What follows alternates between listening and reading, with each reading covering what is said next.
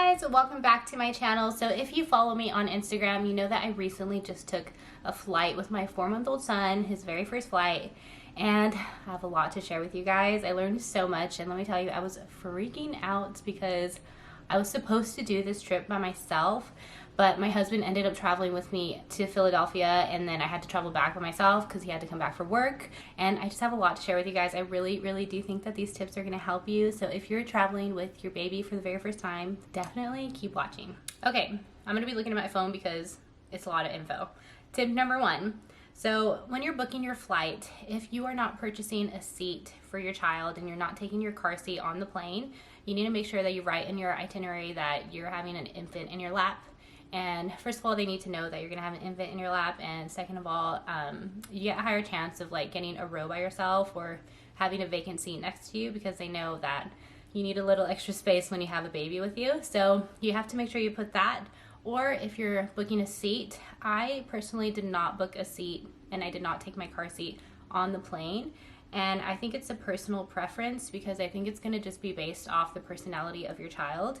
I knew that Everest would not stay in his car seat. Like, he is just way too like alert. Like, he just needs to be looking everywhere at all times, and it wouldn't have helped him nap. Like, he would have just gotten super cranky. So we ended up not doing that. We just had him on our lap and it worked really well. So again, if you want to purchase a seat next to you and put your baby in the car seat, I think that's a personal preference, but if you don't, make sure you put infant on your itinerary on your lap. Tip number 2. Okay, so I cannot highly recommend enough daytime flights.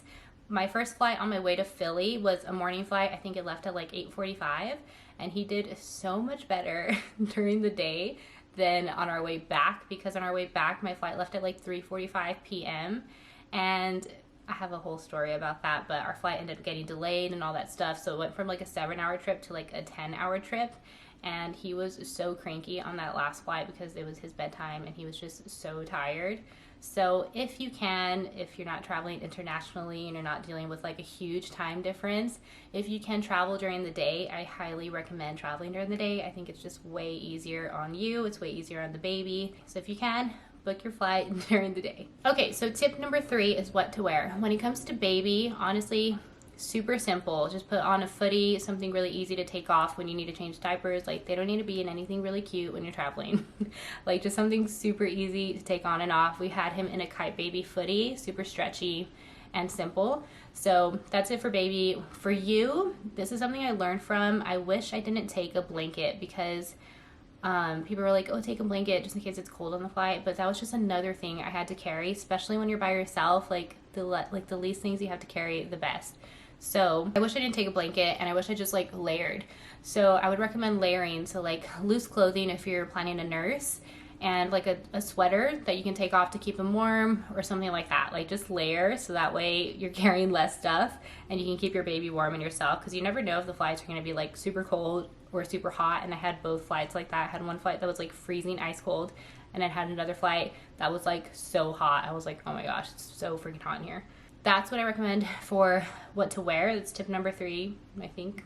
Okay, so tip number 4 is pack minimal. I cannot recommend this tip enough because, I mean, when you're traveling with someone, it's way easier, but when you're traveling by yourself, like, you only have one set of hands and you're carrying your baby and you just have a lot going on. So that's what I'm saying. I wish I didn't take the blanket because it was just another thing I had to carry. So this is what I took with us. I shared a suitcase with Everest that we checked in, and then I had my stroller, my car seat, a diaper bag, and a carrier. I did not bring a purse. Just don't even bother bringing a purse. Just put your stuff in his diaper bag. I just brought my wallet and chapstick. I was like, whatever, I don't need anything else. And I do recommend a carrier if you're traveling alone, and I'll mention that a little bit later when it comes to like security and stuff. But if you're alone, I do recommend a carrier for sure. If you're not, then I don't think you really need it. Like, I didn't really use it when Will was with me on our way there, but I used it, like, it was so important for me to have when I traveled back by myself. And again, I'll share with you guys why in a second. Also, if you are taking your stroller, which we did take, and we did not buy the travel case for it, and I was like, do we really need it? Like, it was just kind of like a last minute trip, so we didn't buy it, and our stroller got pretty like banged up. Like, it's pretty scratched, and I mean, some of the scratches can come off, but there's some stuff that just like, it really banged up our stroller and our car seat. I would highly recommend a travel case for your stroller if you're taking it and checking it in at the gate. Okay, so I learned this the hard way because, well, like I said earlier, on my way back, my flight got delayed 2 hours, and then I missed my connecting flight because where we're from, we don't have direct flights. So my trip went from 7 hours to 10 hours, and I was freaking out because I only had like 3 bottles prepared for him because I nurse and I formula feed / bottle feed. And I mean, I did take a couple extra diapers, so I felt good about diapers, but I was a little bit stressed about like the food. So number 5, pack extra food. Like, just in case, you never know if there's going to be delays, like you just never know. So pack extra food and pack extra diapers. So food for you and food for baby. So with that, when you're going through TSA, you're allowed 3.4 ounces of liquid through. So I took like one of those little containers with like the separated formula. So I took 3 bottles. They didn't need to check that because it's just powder. And then I think I took 2 bags of breast milk, like pumped breast milk. And they do need to check that. So you do have to take it out of the bag so that way they can like test it or whatever they do with it. But the limit is 3.4 ounces. So that's what I took. I did not put water in the bottles. I ended up just buying room temperature water once we got through security. And then I filled up the bottles before we got on the flight for the formula. And I'll talk a little bit more about like being on the flight with feeding and all that. But that's what you need to do when you go through TSA if you're planning to take pump breast milk or like mixed formula bottles. I think that covers everything for TSA. Okay, tip number 6. When you go through security, I'm going to talk about being alone because when you're with someone, it's a lot easier. So when you're alone, this is why I recommend a carrier. You have to put your stroller and your car seat through the belt. So you have to fold it, you have to take off the car seat if it detaches, and you have to put it through the belt. So like, I don't know how you would do that if you didn't have your baby in a carrier. If you're planning to take your stroller and your car seat to the gate, like when you board the plane, then you have to take it through security, obviously. So you have to be able to have free hands to fold your stroller, take off your car seat, and run it through the belt. So that's why I recommend so much to take a carrier, put your baby in it before you go through security. And then that way you can fold your stroller and do all that stuff and have your hands free. Because like when I went with Will, we just took Everest out of the car seat and I handed him to Will and he went through security. But like obviously you can't do that when you're by yourself. So it was way easier. I don't think I needed the carrier through security if you're with someone. But definitely use a carrier if you're by yourself and you're taking your stroller and your car seat through the gate. So that's security. Just try to be as minimal and easy as possible. Easy shoes to slip on and off. Definitely take a carrier if you're by yourself. Okay, so once you're through security and all that stuff and you're like relieved, you're almost at your gate, you're like, okay, we got through that. I felt relieved when I got through that. Tip number 6 is make sure you change your baby's diaper before you get on the flight. Just a fresh diaper before you get on the flight, just so that way, you don't have to do it on the plane if you don't have to. I had to because he ended up just like pooping on the plane and I was like, great. So I had to change my baby on the flight. Also, another huge tip along with like changing your baby's diaper is make sure if you're traveling by yourself and you're not going to nurse on the flight and you're going to like bottle feed or formula feed, whatever, make sure you prepare your bottle before you get on the flight, because I didn't do that and I tried to do it on the flight and Everest ended up kicking his bottle by accident and like half of it like fell on the floor and I was like, like you just don't have enough hands to do all this stuff while you're on the flight. So make sure if you're planning to bottle feed, prepare your bottle before you get on the flight if you're by yourself, because it'll just be a huge help to have everything just ready to go. I don't know what number I'm on, but I think we're on 8. Okay, next tip. It's a huge tip as well. All of them are huge. I really hope this helps you guys. This is next tip. If you're traveling by yourself, before you get on the plane, and like the people at the front desk when you're at your gate, talk to them if there's like vacant seats on the plane, because it is so helpful to have an empty seat next to you on the plane. I did that with one of my flights and she's like, yes. So I had like an empty seat next to me and I was able to just put him on there because Everest is not like being held very much. So I just laid him there on the empty seat and he literally stayed there the whole time. Like he was just playing with his rattle and it was just like a game changer. So when you get to the gate, if you're by yourself, go talk to the people and be like, is there any way you can put me next to an empty seat? If you can move some things around, is there any way I can have a vacant seat next to me? If the flight's not full, most of the time they will do it. If your baby is cuddly and wants to be with you all the time, then maybe you don't need to do that, but my baby's not. He doesn't like to cuddle me.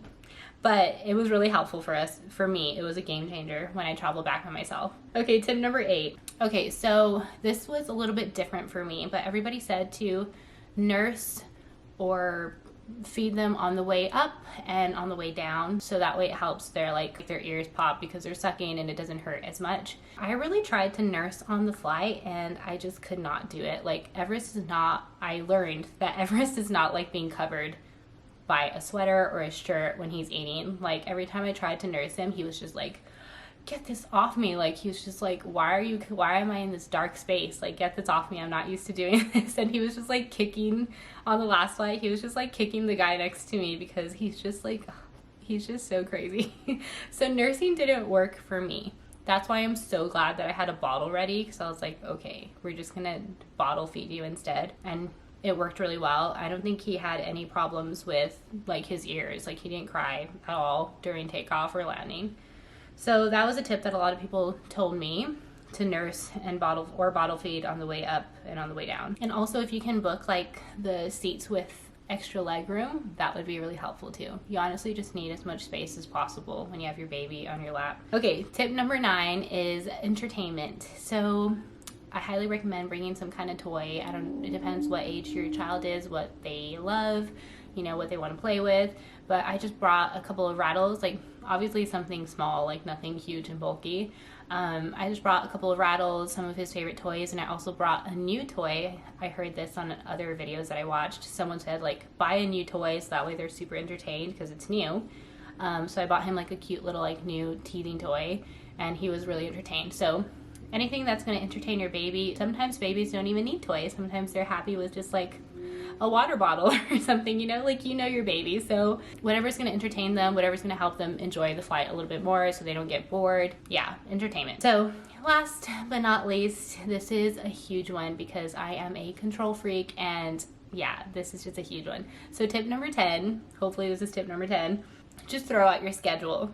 We have Everest on a sleeping and eating schedule, and I thought before I took this flight, I was like, oh, like we'll keep him on his schedule, it's gonna be fine. And no, just throw out your schedule. Like honestly, throw out all the rules in the book because you just want a happy baby, you just want a calm baby. So I let him eat when he wanted, I let him sleep when he wanted. There was a point in one of the flights that he got a little bit like cranky and antsy on our way there that I just put on a Disney movie, and I was like, whatever, he's watching a little show for a little bit to keep him happy on this flight, and it was fine, and we're back to normal. It's not going to ruin your child if you throw out your schedule for your travel day. So I cannot recommend that enough. Just throw it out. So that was tip number 10, I think. I think I'm going to count these tips all at the end of this video, and I'm going to be like, okay, I don't know how to count. Okay, so I think that covered everything. I really, really hope that this video helped you guys, give you a little bit of peace of mind about traveling with your baby. It's totally possible. People travel with their babies all the time. I literally saw a mom come in with like 3 kids and one was a baby. And I was like, oh my gosh, like how is she doing that? Super mom. So if she can do it, we can do it, right? Like all the babies were good. And I guess they cry. Yes, it's going to happen. But like flight attendants are so willing to help you. Like you're going to be fine. Your baby's going to be fine. Everything's going to be great, and you're going to get to your destination. So I really hope that this helps you guys. If you have already traveled with your baby and you have some tips that I didn't share, then definitely leave them in the comments down below so you can help other people that are like need more advice for traveling with a baby. But thank you guys so much for watching. I hope this video was helpful for you guys, and I'll definitely be talking to you guys very soon. I have lots more videos coming out. But have a great weekend, guys. Bye.